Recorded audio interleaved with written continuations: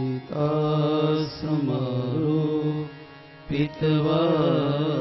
भागम् पाणो महाशायक चारुचापम् नमामि रामं रघुवंशनाथम् सच्चिदानन्द रूपाय विश्वोत्पत्त्यादिहेतवे तापत्रय विनाशाय श्रीकृष्णाय वयं नमः।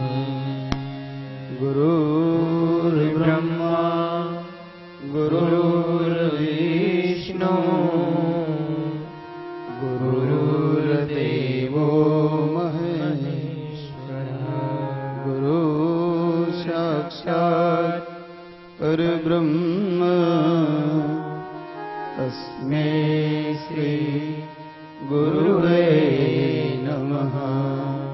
तस्मै श्री गुरुवे नमः।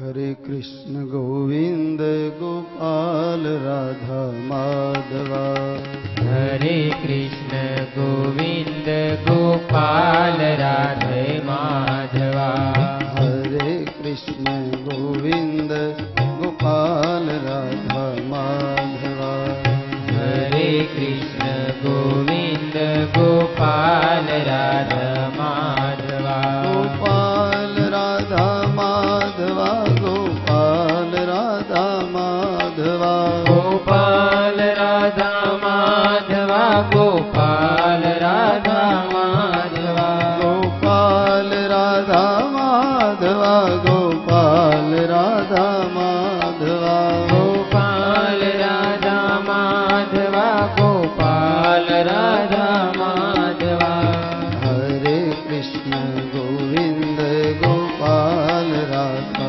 माधवा हरे कृष्ण गोविंद गोपाल राधा माधवा हरे कृष्ण गोविंद गोपाल राधा माधवा हरे कृष्ण गोविंद गोपाल राधा माधवा गोपाल राधा माधवा गोपाल राधा माधवा गोपाल राधा माधवा गोपाल राधा माधवा गोपाल राधा माधवा गोपाल राधा माधवा गोपाल राधा माधवा गोपाल राधा माधवा गोपाल राधा माधवा गोपाल राधा माधवा गोपाल राधा माधवा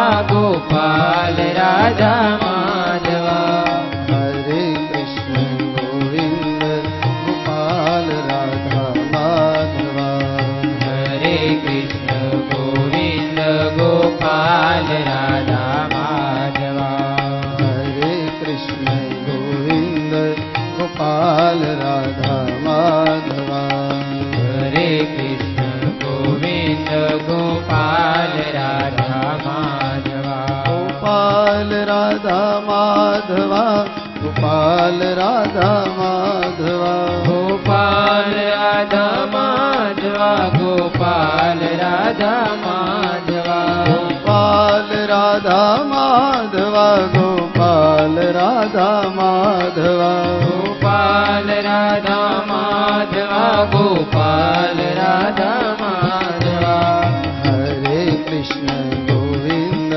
गोपाल राधा माधवा हरे Krishna Govind Gopal Radha Madhava Gopal Radha Madhava Gopal Radha Madhava.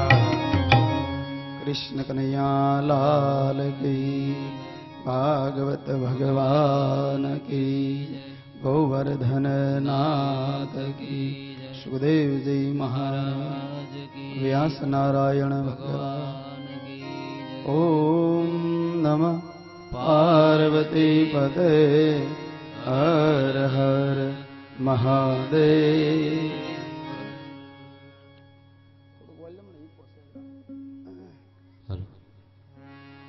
Hello hello hello ओ हेलो बेज हेलो हेलो चेक ओ हेलो चेक। સવારની કથામાં મંગલાચરણ જોઈ ગયા। ભાગવત કથા, રામકથા યા તો શિવ કથા, કથા છે પરોબ છે। સજી કોરાકો ને ઓલા છોકરાના હાથમાં તો ચાવી લઈ લો।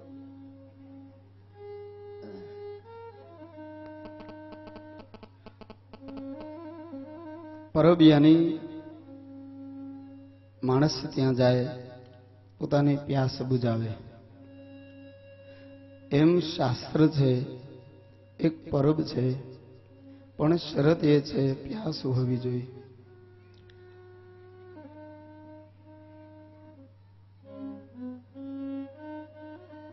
સત્ય એટલે ધર્મ, સત્ય એટલે પ્રાણ અને સત્ય એટલે શ્વાસ। ધર્મ વારે તહેવારે બદલવાના કપડા નથી। ધર્મ એટલે આપણો શ્વાસ છે, ધર્મ એટલે આપણો પ્રાણ છે। ધર્મ ન દૂસર સત્ય સમાન, धर्म न दूसर सत्य समाना। आगम निगम पुराण बखाना। आगम निगम पुराण बखाना। श्री कृष्ण गोविंद हरे मुरारी। श्री कृष्ण गोविंद हरे मुरारी। हे नाथ नारायण वासुदेवा। हे नाथ नारायण वासुदेवा। हे नाथ नारायण वासुदेवा। हे नाथ नारायण वासुदेवा। ભાગવત કથા શાપથી શરૂ થાય છે અને શાપથી વિરામ પામે છે। રાજા પરીક્ષિતે નિરપરાધી ઋષિના ગળામાં સર્પ પહેરાયો અને ઋષિના બાળકે શાપ આપ્યો। ત્યાંથી કથાની શરૂઆત થાય। 12મા સ્કંદની અંદર ભગવાન કૃષ્ણ એક યજ્ઞ કરે છે અને એ યજ્ઞની અંદર અનેક ઋષિ મુનિઓ આવ્યા છે। પિંડાર ક્ષેત્રની અંદર ઋષિ મુનિઓ બિરાજે છે ત્યારે સામને સ્ત્રીનો વેશ પહેરાવી ઋષિ મુનિઓની પાસે લાવે છે અને પૂછ્યું આ સ્ત્રીને શું આવશે? મુનિઓએ શાપ આપ્યો આને પુત્ર નહીં પુત્રી નહીં તમારો કુળનો નાશ કરનાર મુશળ પ્રગટ થશે। આમ કથાની શરૂઆત શાપ દ્વારા છે અને કથાનો વિરામ પણ શાપ દ્વારા જ છે।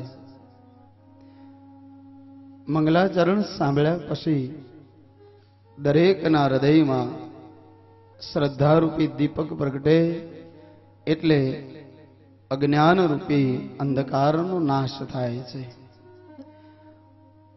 અને એ ગુરુ દ્વારા શક્ય બને છે. ગો એટલે અંધકાર અને રૂ એટલે પ્રકાશ. એવા અંધકારના પ્રદેશમાંથી શાસ્ત્ર રૂપી ગુરુ મને તમને પ્રકાશના પ્રદેશમાં લઈ જાય છે. ગુરુ એક નથી. જ્યાં જ્યાં દ્રષ્ટિ કરો ત્યાં ત્યાં ગુરુની પ્રાપ્તિ થાય.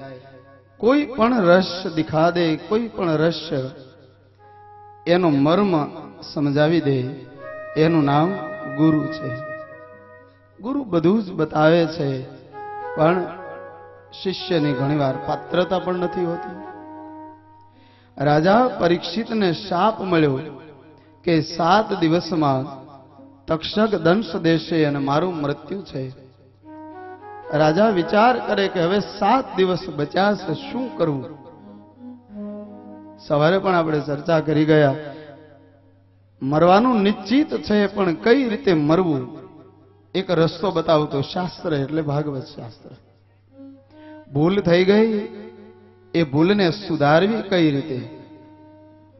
રાજાને શાપ મળ્યો એટલે તુરંત રાજાએ પોતાના પુત્ર જન્મે જઈને રાજતિલક કર્યું છે. શાસન સુપ્રત કરી અને રાજા ગંગાના પાવન તટ પર આવે છે. રાજા અનેક ઋષિ મુનિઓ સંતો બિરાજે છે.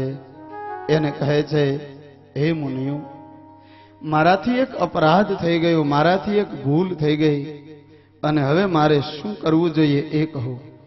7 દિવસમાં મૃત્યુ નિશ્ચિત છે, પણ કરવું શું એ કહો. ઋષિ મુનિઓ કહે છે, હે રાજન, 7 દિવસમાં તો શું થઈ શકે? આ તો અનંત કાળની યાત્રા છે. વર્ષો વીતી જાય તો શક્ય નથી, ત્યારે 7 દિવસમાં તો શું થાય? અનંત કાલ કરહી સત્સંગા તબ હોઈ યહ સંશય ભંગા. અનંત કાલ કરહી સત્સંગા તબ હોઈ સંશય ભંગા. અનંત કાળનો આ વિષય છે. અનંત કાળ સત્સંગ કરે તોય ભગવાન મળે કે નહીં ખબર નહીં. ત્યારે તારી પાસે તો 7 દિવસ છે. રાજા વિચાર કરવા લાગ્યા, મારા પિતા ધર્મનિષ્ઠ હતા, હું પણ એના રસ્તે જ ચાલું છું, મને સાચી દિશા નહીં મળે. આમ રાજા પરીક્ષિત છે એ આર્તનાદ કરે છે. અંતરથી જ્યારે ઈશ્વરને યાદ કરવામાં આવે એનું નામ આર્તનાદ છે. અને વ્યક્તિ જ્યારે આર્તનાદ કરે છે ત્યારે ઈશ્વર એની વાત સાંભળીને તુરંત ત્યાં પધારે. પોતે આવે, યા તો કોઈ ગુરુને યા તો કોઈ મહાપુરુષને મોકલે છે.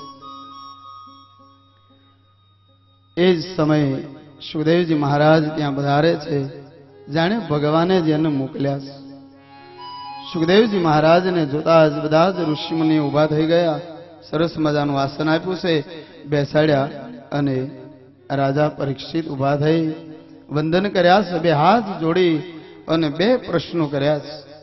હે બાપજી, 7 દિવસમાં મારું મૃત્યુ છે, મારે શું કરવું જોઈએ?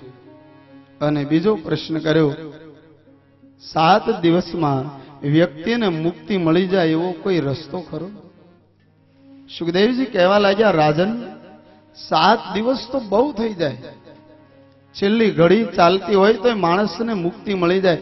તારી પાસે તો 7 દિવસ છે, અને ઋષિના પુત્રે, ઋષિના બાળકે તને શાપ નથી આપ્યો, તને આશીર્વાદ આપ્યો છે કે હવે 7 દિવસ તને કાળ પણ મારી નહીં શકે.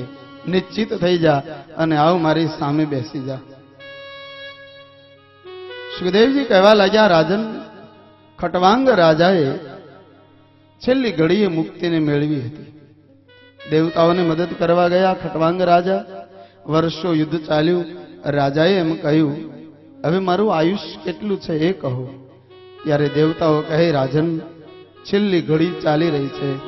મૂલાધાર ચક્ર દબાવી 5 પ્રાણને એક ઘરમાં લાવી અને ઈશ્વરને યાદ કર્યા, તુરંત એને મુક્તિ મળી ગઈ. રાજન, છેલ્લી ઘડી હોય તો માણસને મુક્તિ મળી જાય. તારી પાસે તો 7 દિવસ છે, જરાય ચિંતા કરીશ નહીં. રાજાને હિંમત આવી ગઈ. ડોક્ટર આવા હોવા જોઈએ. આપણને તપાસ કરે, આપણા રિપોર્ટ જોવે અને એમ કે તમને જરાય તકલીફ નથી અને જે દર્દ છે એ બધું સામાન્ય છે, નોર્મલ છે, તો દર્દી અડધો એમને હાજો થઈ જાય. અને ઘણા ડોક્ટર રિપોર્ટ અડધી કલાક વાંચે અને પાછા એમ કે બહુ મોડા પીડ્યા, એટલે આપણે એમ થાય પૂરું. સુખદેવજી જેવા મહાન ડોક્ટર હોવા જોઈએ. સુખદેવજી મહારાજ રાજા પરીક્ષિતને કથા કહેવા માટે તૈયાર થયા છે અને એ જ સમયે આકાશમાંથી દેવતાઓ આવ્યા છે અમૃતનો કુંભ લઈને. સુખદેવજીને કહેવા લાગ્યા, આ રાજાને અમૃત પાન કરાવી દો, એને અમર બનાવી દો અને તમે જે કથા કહેવાના છો એ કથા આપ અમને કહો. તો દેવતાઓ અમૃતનો કુંભ લઈ અને વૈકુંઠમાંથી નાય આવ્યા છે, સ્વર્ગમાંથી આવ્યા છે. તો આ કથા સ્વર્ગમાં નથી તો જ આવે. જો ત્યાં કથા હોય તો દેવતાઓ અહીંયા આવે નહીં. ગંગાના પાવન તટ પર દેવતાઓ આવ્યા છે અને કહે છે કે કથામૃત રસ સ્વાદ અમને આપો અને આ અમૃત છે એ રાજાને આપી દો. સ્વર્ગે સત્યે ચ કૈલાસે વૈકુંઠે આરસ આંત પિબન સદભાગવત મુંસ કર ચિત મુંસ કર ચિત. આ રસ કેવલ ધરતી ઉપર છે, નથી સ્વર્ગમાં, નથી સત્યલોકમાં, નથી વૈકુંઠમાં. આ કથાઓ ત્યાં નથી, આ ધરતી ઉપર છે. માનવ બળભાગી છે, વારંવાર આ કથાનું રસપાન કરવા મળે છે, સત્સંગ સાંભળવા મળે છે, કથાઓ સાંભળવા મળે છે, બહુ સાંભળવા મળે છે, બહુ પીવા મળે છે. પણ મુશ્કેલી એ છે, પીએ છે વારંવાર પણ ટકતો નથી. કારણ આપણા પાત્રો તૂટેલા છે, એટલે રસ તો વારંવાર આવે છે પણ જતો રહે છે. ઘણી વાર સાંજ પડે ને એટલે આપણે બીજાને પૂછીએ, એકબીજા પૂછતા હોય કથા કેટલેક પહોંચી, એટલે બીજા ગીત તો મહારાજને ધ્યાન રાખવાનું હોય. તો આપણે અહીંયા શું કામ આવીએ છીએ? આપણે આજુબાજુ વાળા સાથે વાતો કરવા આવીએ છીએ અને ખબર નહીં કથામાં એકબીજા મળે, જેની સાથે બહુ સારા સંબંધો, બહુ મનમેળ હોય એની પાસે બેસે એટલે વાતો કરવાની મજા આવે. કથામાં આપણે બેઠા છીએ ત્યારે આપણું ચિત્ત કથામાં હોવું જોઈએ. એક ભાઈ મને કહેતા 1-2 વર્ષ પહેલા, એ કે 7 દિવસમાં કથા કરીએ એટલે મુક્તિ મળી જાય. પણ રાજા પરીક્ષિતે જેમ કથા સાંભળી હતી એમ સાંભળીએ તો આપણું તો ધ્યાન જ સરબત સામે ને ચા સામે હોય. પંખા બરાબર નથી, પવન આવતો નથી, ગાડલા બરાબર નથી, આમાં મુક્તિ મળે ક્યાંથી? ધ્યાન આપણું ચિત્ત બરાબર કથામાં હોવું જોઈએ. આ કથા સ્વર્ગલોકમાં નથી, સત્યલોકમાં નથી, વૈકુંઠમાં આ કથા નથી. કેવલ મૃત્યુલોકની ઉપર, ધરતી ઉપર આ કથા છે. એટલે આપણો નરસૈયો પણ બહુ સરસ શબ્દોમાં એમ કહે, ભૂતળ ભક્તિ પદાર્થ મોટું એ બ્રહ્મલોકમાં નાહી રે. ભૂતળ ભક્તિ પદાર્થ મોટું પુણ્ય કરી અમરાપુર માલો, પુણ્ય કરી અમરાપુર માળો અંતે 84 માહી રે. ભૂતળ ભક્તિ પદાર્થ આ ભૂતળ ભક્તિ, આ ધરતીની ઉપર મોટામાં મોટું પદાર્થ ભગવાનની ભક્તિ છે. આપણે વારંવાર ભગવાનનું સંકીર્તન, ભગવાનની કથાઓ, સત્સંગ સાંભળીએ પણ ટકતો નથી. પાત્રો તૂટેલા છે ને. પેલા આપણે ગામની અંદર આપણા મકાનની અંદર ઘરે ઓસરીમાં ગાર કરતા મકાનમાં. હવે તો માર્બલ ને લાદી થઈ ગયા એટલે ગાર ગઈ, પણ જ્યારે ગાર કરવામાં આવતી ત્યારે એક વાર, બે વાર, ત્રણ વાર, ચાર વાર એમ ગાર થઈ જાય અને 5 કે 6 વાર થાય પછી ગાર ટકે નહીં. બેનો માતાઓને ખબર હશે, ઉપરા ઉપર ગાર થાય એટલે ટકે નહીં. પછી હોશિયાર માતા હોય તાવીથો લઈને પોડા ઉખાડી નાખે અને પછી થાપ કરે ને એની ઉપર પાછી ગાર કરે તો એ ગાર ટકે. એમ આપણે કથામાં બેસીએ છીએ, વારંવાર સાંભળીએ છીએ વારંવાર, પણ કામ ને ક્રોધ ને લોભ ને માયા ને મોહ એ બધા પોડા ઉખાડતા નથી એટલે ગાર ઉપરથી રહેતી નથી. એકવાર બરાબર પોડા ઉખડી જાય ને ગાર જો થઈ જાય, એમ કામ ક્રોધ લોભ બધા સમી જાય. કથારૂપી આ તાવીથો છે અને એના દ્વારા જ આ બધું ઓછું થાય. આની કોઈ દવા નથી, આનું કોઈ ઓપરેશન થિયેટર નથી. સીધો આ પ્રકાશ હૃદય ઉપર પડે છે અને એની જો અસર થઈ જાય, હરિનામનો પ્યાલો જો માણસ પી લે અને પછી તો કોઈ પિયો રે પિયાલા રામ રસ કા, કોઈ પીવો રે પિયાલા રામ રસ કા, કોઈ પિયો રે પિયાલા હરિ રસ કા, કોઈ પીવો રે પિયાલા હરિ રસ કા, કોઈ પિયો રે પિયાલા હરિ રસ કા. આ રસ કેવલ ધરતી ઉપર છે. નાસ્તયમ રસ વૈકુંઠે. આ વૈકુંઠમાં નથી એવી સરસ મજાની કથા છે.